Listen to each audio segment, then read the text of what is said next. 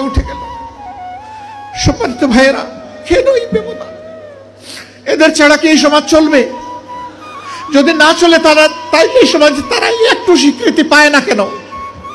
একটু মর্যাদা কেন পায় না তারা? আমার ধারণা, আমাকে দেখে মনে করছে পাবনার হেমায়েতপুর থেকে ছুটে আসা কোনো পাগল ছাড়া আর কিছু হবে না। আপনাদের মতো মানুষেরা আমাদেরকে মানুষ বলে না, বলে আমরা সুইপার, বলে আমরা মেথর। ছোট লোকদের পক্ষ থেকে আমি তোমাদের কাছে ক্ষমা চাই।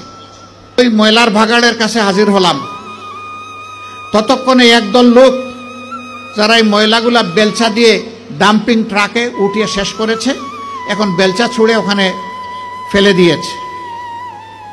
তাদেরকে গিয়ে সালাম দিলাম, 5 জন লোক, আসসালামু আলাইকুম। জবাব দেয় না, মুখের দিকে তাকায়। আবার সালাম দিলাম, আসসালামু আলাইকুম। এবারও জবাব পেলাম না, আবারও মুখের দিকে তাকায়। এরপরে বললাম, কি ভাই, আপনাদের মধ্যে কি কেউ মুসলমান আছেন?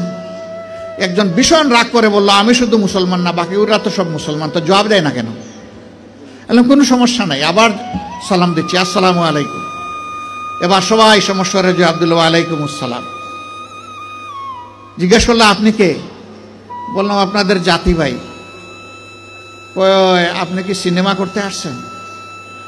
আমার এই চেহারা দেখে মনে হয় যে আমি সিনেমা করতে আসছি। কয় না, তা তো মনে হয় না, কিন্তু আপনার কথাবার্তায় তো এরকমই মনে হচ্ছে। তো আপনি কেন আসছেন? আমি বললাম, আপনাদের হাত ধুইতে আসছি। ওই শুনেন, আমরা গরিব মানুষ, আমাদেরকে নিয়ে উপহাস করবেন না। আমি বললাম, আল্লাহর কসম আমি উপহাসও করতে আসিনি।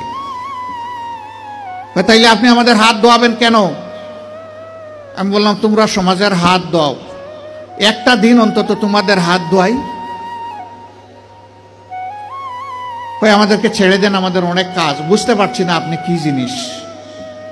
আমি বললাম যে আমি বড় শক্ত জিনিস, হাত না ধুইয়া তোমাদেরকে ছেড়ে দেব না আমি। রোদের মধ্যে ঘামতেছে, একজন রাগ করে বললো, এই দে, উনার এত শখ জাগছে, দে হাত দে, আমারটা আগেই দিচ্ছি। তো উনি হাত দিল, আমি ধোয়াই ঠোয়া খসলাইয়া পরিষ্কার করে বললাম, ভাই অনেক শুক্রিয়া তোমাকে। একজন একজন করে হাত দেয় আর খিলখিলাইয়া হাসে। আমার ধারণা, আমাকে দেখে মনে করছে পাবনার হেমায়েতপুর থেকে ছুটে আসা কোনো পাগল ছাড়া আর কিছু হবে না। হাত ধোয়ানো শেষ। এবার আমার 2 সঙ্গীকে বললাম যে একটু খাবারের প্যাকেটটা দেন। বললাম, না না, এগুলো লাগবে না। কেন লাগবে না ভাই? তোমরা তো চাওনি, আমি খুশি হয়ে দিচ্ছি, একটু নিবা না? জি না জি না জি না, এগুলো আমরা। আমি বললাম যে বলো তাইলে কোনটা থেকে খেতে হবে, আমি আগে খাই একটু, তারপরে নিয়ে যাও। তখন একজন বলে, তাইলে ঠিক আছে, দিয়া দেন। বললাম, হ্যাঁ, দুনিয়া অনেক কিছু ঘটে। হাতে নিল, নেওয়ার পরে একজন একটু দীর্ঘ শ্বাস ফেলে বলল, তাহলে আমরাও মানুষ। আমি বললাম, কেন এই কথা বললেন কেন? জি না, আপনাদের মতো মানুষেরা আমাদেরকে মানুষ বলে না, বলে আমরা সুইপার, বলে আমরা মেথর। আমাদের কাছে কেউ দাঁড়াইতে চায় না।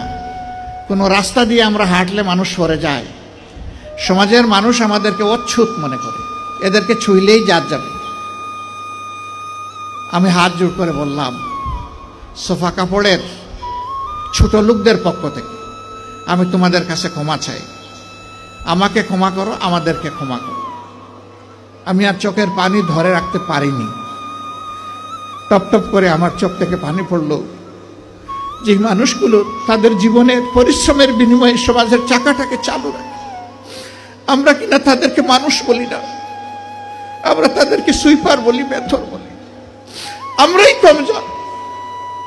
আমি কাঁদতে কাঁদতে এসে আমার গাড়িতে, আর ওরাও আমার সাথে কেঁদে কেঁদে তাদের গাড়িতে উঠে গেল। সম্মানিত ভাইয়েরা, কেন এই বেমনা? এদের ছাড়া কি এই সমাজ চলবে? যদি না চলে তাইলে এই সমাজে তারা একটু স্বীকৃতি পায় না কেন? একটু মর্যাদা কেন পায় না তারা?